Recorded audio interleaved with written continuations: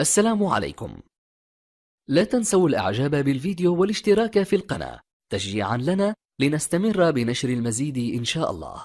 بسم الله الرحمن الرحيم. الحمد لله رب العالمين، والصلاة والسلام على مولانا رسول الله وعلى آله وصحبه أجمعين. أيها الأحبة الكرام، السلام عليكم ورحمة الله تعالى وبركاته.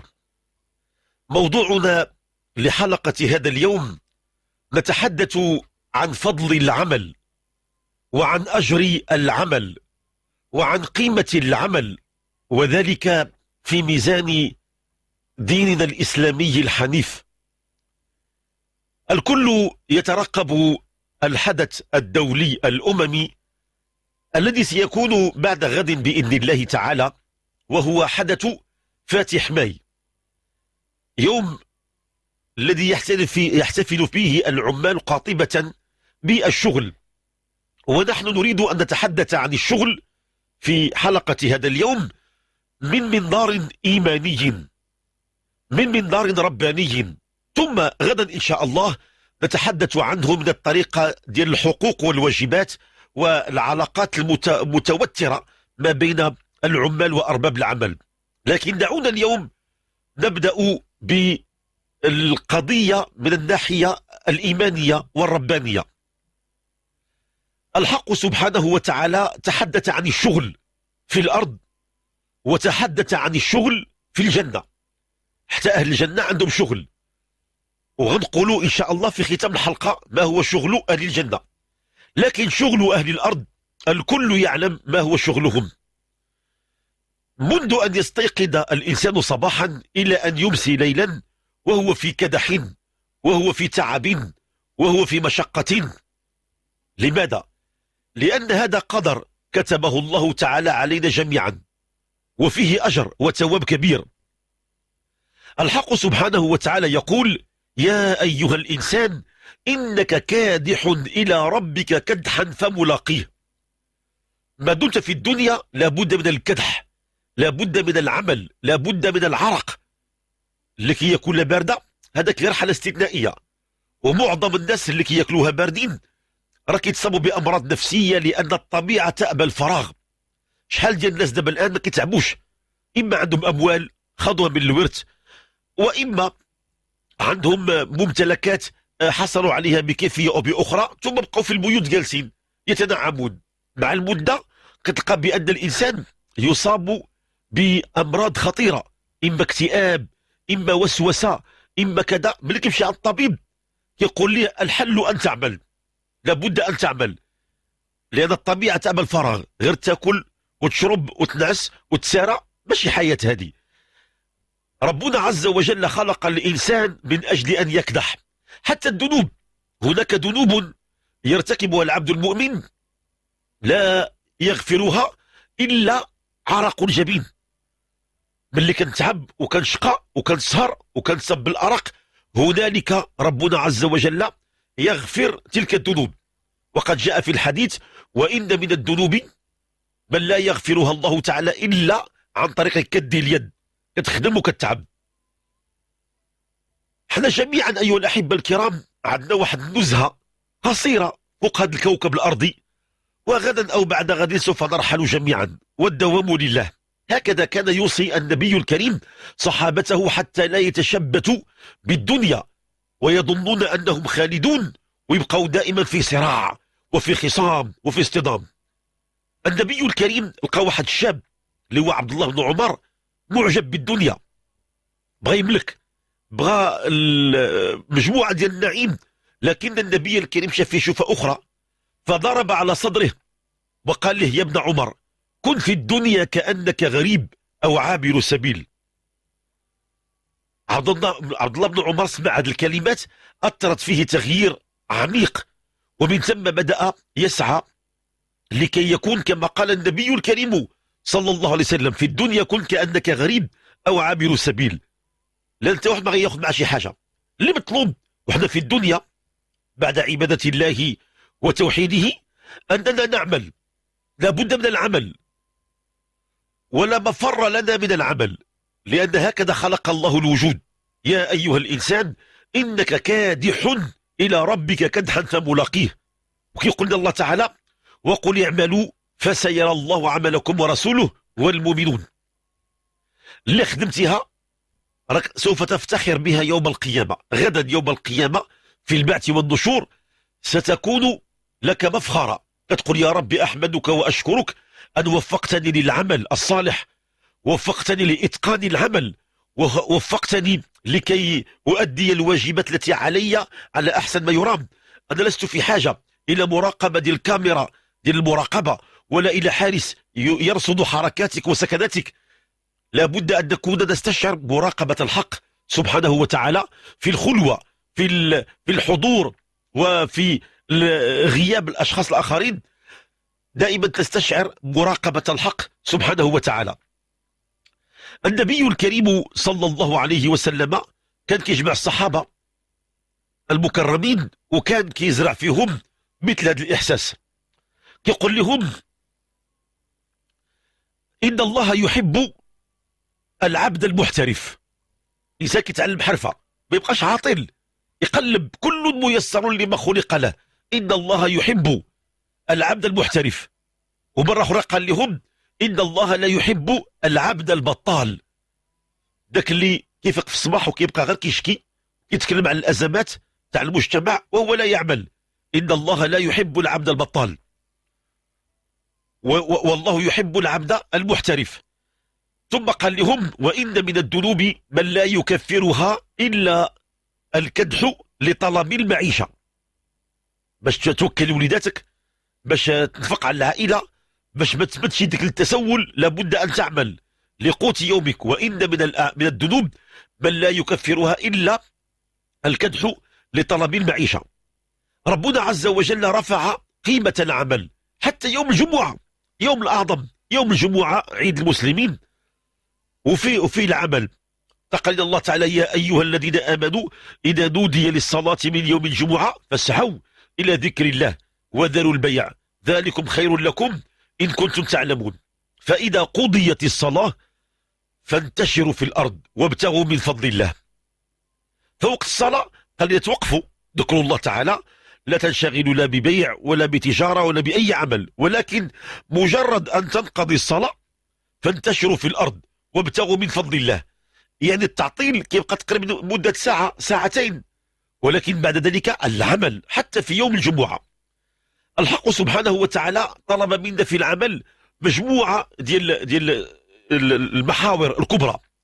المحور الأول طلب منا الفلاحة والزراعة، لأن الحياة قائمة على النبات، على الخضروات، على الكروم، على الفواكه، على هذه المزروعات. فأمرنا بأن نجتهد في هذا الحقل الفلاحي. حتى قال لنا ربنا عز وجل يوصينا هو الذي جعلكم الأرض ذلولا فامشوا في مناكبها وكلوا من رزقه. والنبي الكريم يقول لنا إذا قامت القيامة وبيد أحدكم فسيلة فإن استطاع أن يغرس فليفعل. لابد أن نعمل. ثم أمرنا بكي نقوم بالبناء والتعمير والتشييد، كما جاء في قول الله عز وجل هو الذي أنشأكم من الأرض، هو أنشأكم من الأرض واستعمركم فيها. يعني طلب منكم عمارتها، نعمر الأرض، نبني ونشيد. خير مثال نقتدي به هم الأنبياء والمرسلون.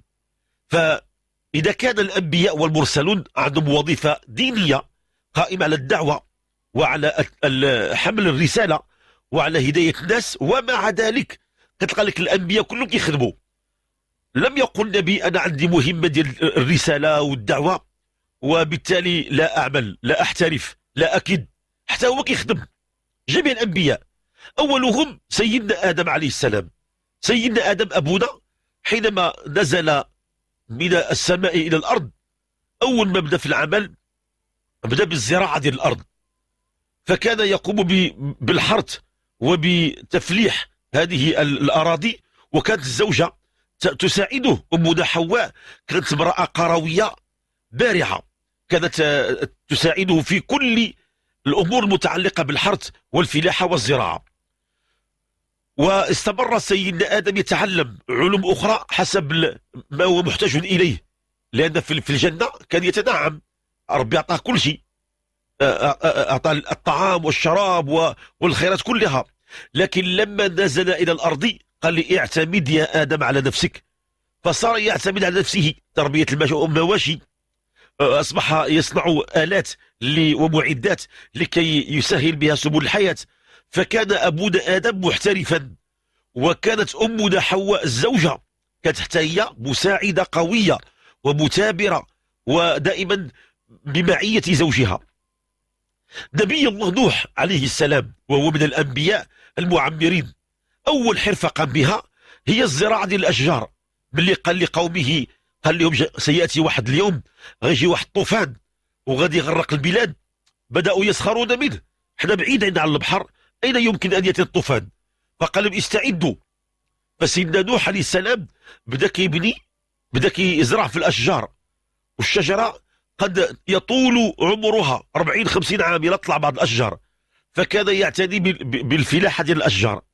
ولما نمت تلك الأشجار حول تجارته وحرفته إلى نجار، صار نجارا سيدنا نوح، كيقطع الخشب وبدأ كيصنع السفينة حتى صنع مركبا كبير. قالوا يا نوح تحولت من فلاح من زارع أشجار إلى نجار، ويسخرون منه. وملي صوب السفينة وركب فيها هو ومن معه من المؤمنين والصالحين والحيوانات والدواجن، كانوا يسخرون منه، إلى أن جاء اليوم المعلوم، وأنذاك جاء الطوفان وكل من عليها غرق، كل الأرض غارقت، لم يبقى إلا في النجاة إلا من ركب في سفينة نوح عليه السلام. فتعلم أول شيء الفلاحة والزراعة ديال الأشجار، ثم تعلم بعد ذلك النجارة لصناعة السفن، ثم تعلم بعد ذلك الملاحة، لأنه صار يبحر في الأرض وفي الأمواج المتلاطمة حتى استقرت عند الجودي، وقيل استقرت في منطقة في الأردن، ولا زالت أثر سفينة نوح لا زالت معلومة لحد الساعة. كالقوا كذلك من الأنبياء الذين احترفوا حرفة مهمة سيدنا إدريس عليه السلام، من الأنبياء القدماء، يسمى شيت، كان محترف، حرفته كان يخيط، كان خياطا. الناس محتاجين إلى اللباس لستر عوراتهم، فكان نبي الله إدريس يستعمل المخيط، وكلما غرز إلا ويسبح. كانت خياطته هكذا، يقول سبحان الله والحمد لله ولا إله إلا الله والله أكبر ولله الحمد. كان يخيط ويذكر الله تعالى. فالخياطة مهمة عظيمة، وظيفة الأنبياء، وفي مقدمتهم سيدنا إدريس عليه السلام. كالقوا مثلا سيدنا موسى عليه السلام، وظيفته ما كانت هي الرعي، كان يرعى الغنم. حينما فاجأه المولى عز وجل بأن ينزل عليه الوحي من السماء، قال له وما تلك بيمينك يا موسى؟ قال هي عصاي أتوكأ عليها وأهش بها على غنمي ولي فيها مآرب أخرى. نبي الله موسى الكريم حرفته كانت في رعي الغنم. ذاك العقد اللي داروا مع سيدنا شعيب عليه السلام، قال على أن تأجرني 8 حجج وإن أتممت 10 فمن عندك، فابقى 10 سنوات وهو يرعى الغنم. وفي رعي الغنم مهمة كبيرة لكي يرعى شعبه، الراعي والراعية. جل الأنبياء إن لم يكن كل الأنبياء مروا بهذه الحرفة، أنهم كانوا يرعون الغنم جميعهم، وفي مقدمتهم سيدنا النبي محمد صلى الله عليه وسلم الذي كان يرعى الغنم. ولما سئل يا رسول، قال لهم ما من نبي إلا ورعى الغنم، قالوا وأنت يا رسول الله؟ قال وأنا كنت أرعاها على قراريط لأهل مكة، يعني على درهمات معدودات. فمهمة الرعي مهمة للغاية، لأن من خلالها الإنسان يتعلم كيف يقود شعبه وكيف يرعى أمته. كالقوم مثلا سيدنا داود عليه السلام، اللي هو كان نبي من الأنبياء، ومع ذلك كان ملك من الملوك، فكان يأكل من طعام يده رغم أنه ملك. كانت عنده ميزانية محدودة، وكان يفضل أن يأكل من تعب وشقاء عرقه. فكما قال النبي الكريم ما أكل أحد طعاما خير من أن يأكل من عمل يده، وإن نبي الله داود عليه السلام كان يأكل من عمل يده. هو نبي وملك، ومع ذلك كان يأكل من عمل يده. حنا كنشوفوا اليوم زعماء كبار بحال مثلا الزعيم الهندي غاندي كان يقتات من النسيج، يفاوض الإنجليز ويفاوض على استقلال بلاده، ولا يأكل إلا من عمل يده. روحانيات كبيرة. ما هي الحرفة اللي أعطاها الله تعالى لسيدنا داود؟ قال لك وألنا له الحديد. سيدنا داود أعطاه الله واحد النعمة، واحد الكرامة، واحد المعجزة، أن الحديد بيده بحال الشمع.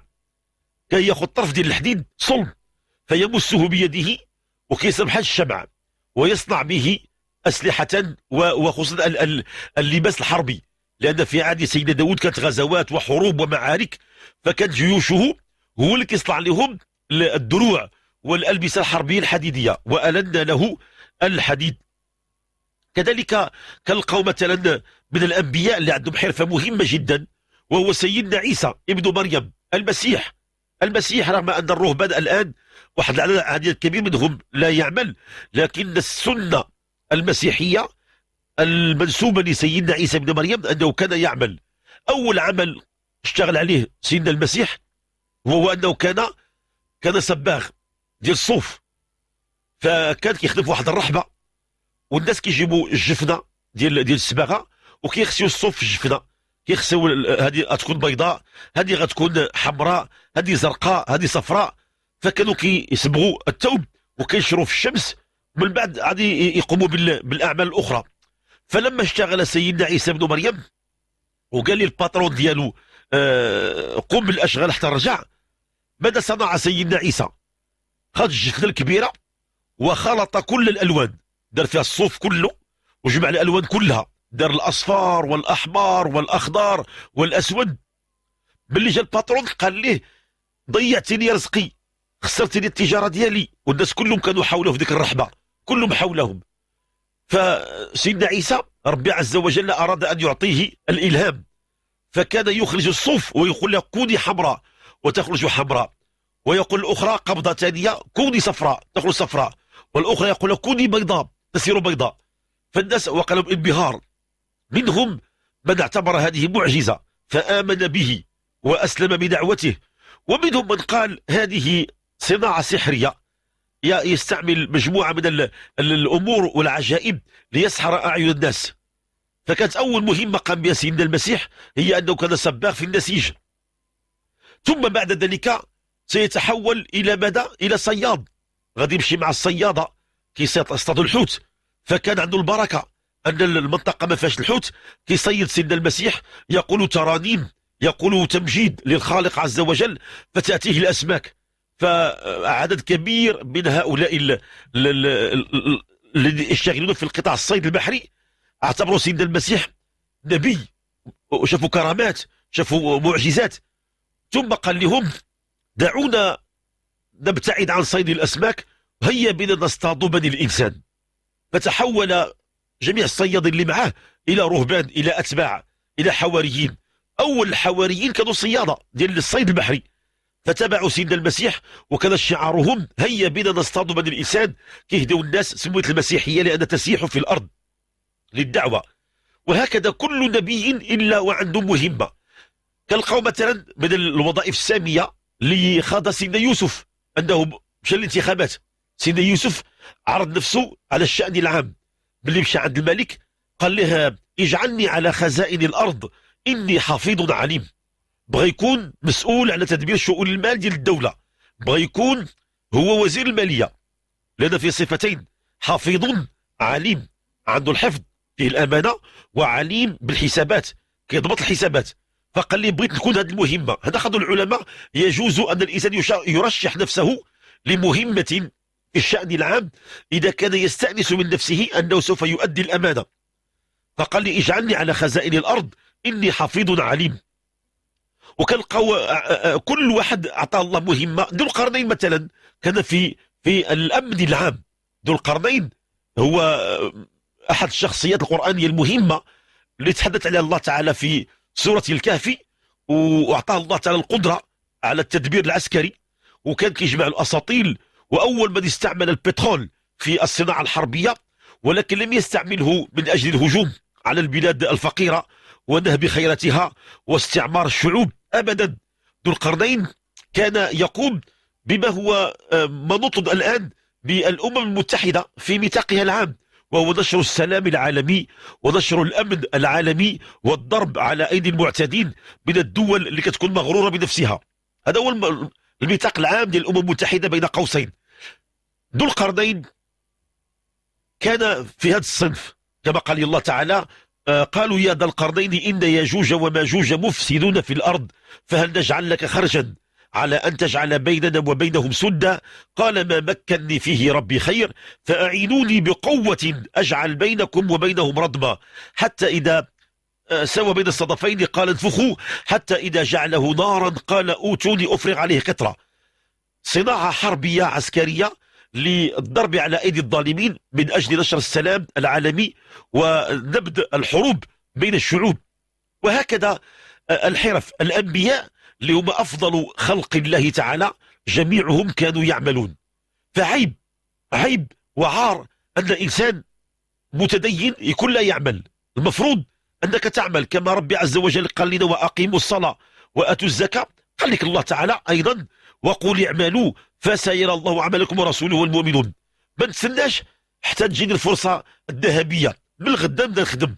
النبي الكريم لقى ذاك الصحابي ما لقاش الخدمة، أعطاه باش يشتري فاس، قال لي اذهب وقم في الغاب واحطب. فقال يا رسول الله لم أكسب شيء. قال سير مرة أخرى. بقى كل مرة يقول عاود سير مرة ثانية، واحد مرة ويغيب ما بقاش كيجي. ملي سول عليه لقى بأنه فاض عليه الرزق ولا مشغول في تدبير شؤون أمواله. غير بدا وربي سبحانه وتعالى من القليل كيعطيك الكثير. هاد الشغل فقط في الدنيا، غير كنموتوا ونلتحقوا إلى الدار الآخرة ما في شغل إلا شغل واحد. الشغل في القرآن الكريم مذكور في أهل الجنة في قول الله تعالى: إن أصحاب الجنة اليوم في شغل فاكهون. أصحاب الجنة في شغل فاكهون.